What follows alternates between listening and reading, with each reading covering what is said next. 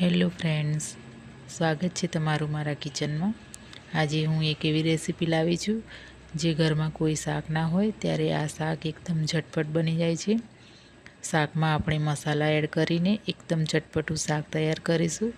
તો ચાલો આજે આપણે શરૂ કરીએ। આજે આપણે એવું શાક બનાવીશું, આપણે લીલા મરચાંનું મસાલાદાર દહીંવાળું શાક બનાવીશું। તો આજે હું આ તમારી સાથે રેસીપી શેર કરીશ। તો અહીંયા મેં લીધા છે લીલા મરચાં, આપણે મોળા મરચાં લીધા છે અને 2-3 તીખા મરચાં લીધા છે। બહુ તીખા નથી આવતા, થોડા મીડિયમ સાઇઝના તીખા હોય છે। એક ડુંગળી અને એક ટામેટું લીધું છે। તો પહેલાં આપણે એને પાણીથી બરાબર ધોઈ લઈશું।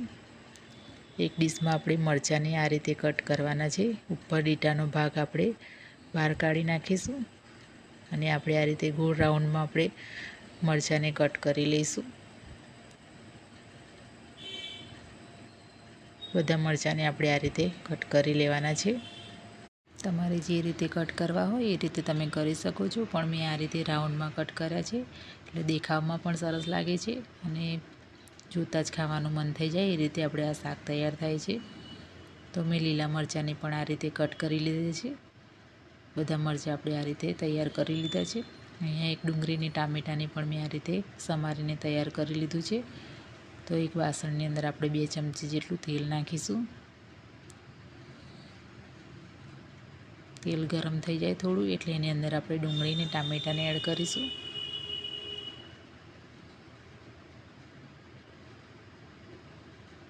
અને આને આપણે બરાબર ફેરવતા જઈશું। એની અંદર લસણની 2-3 કળી અને આદુના 2 ટુકડા નાખી દઈશું અંદર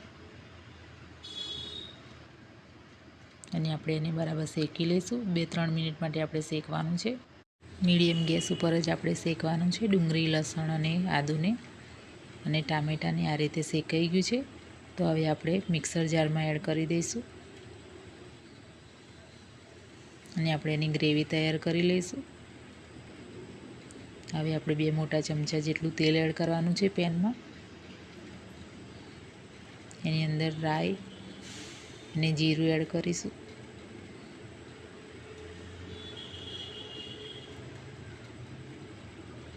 આપણે આખા મેથી દાણા એડ કરીશું, એનો ટેસ્ટ એકદમ અલગ લાગે છે વઘારમાં।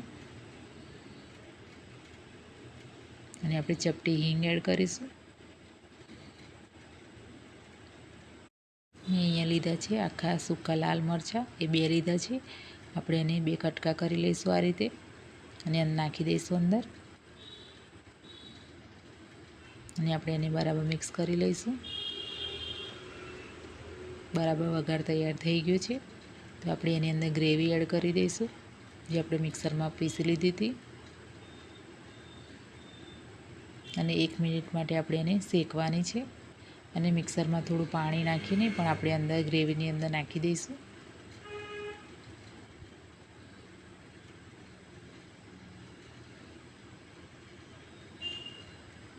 આપણે હવે મસાલા નાખી દઈશું અંદર।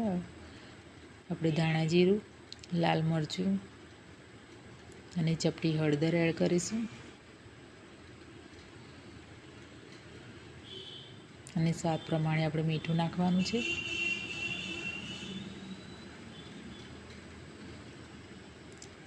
હવે 1 મિનિટ માટે આપણે ગ્રેવીને શેકી લઈશું।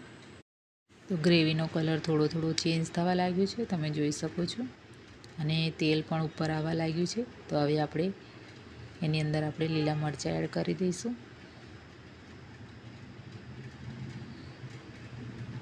અને બરાબર આપણે મિક્સ કરી લઈશું।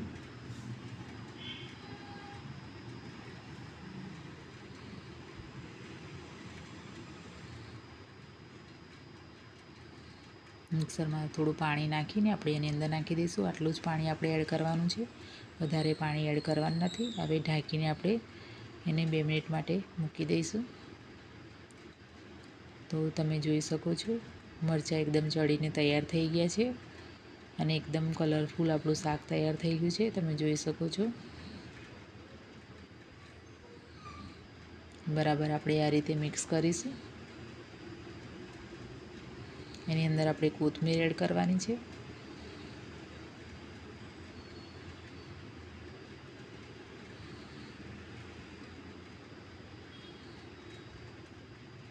આપણે અહીંયા દહીં લઈશું.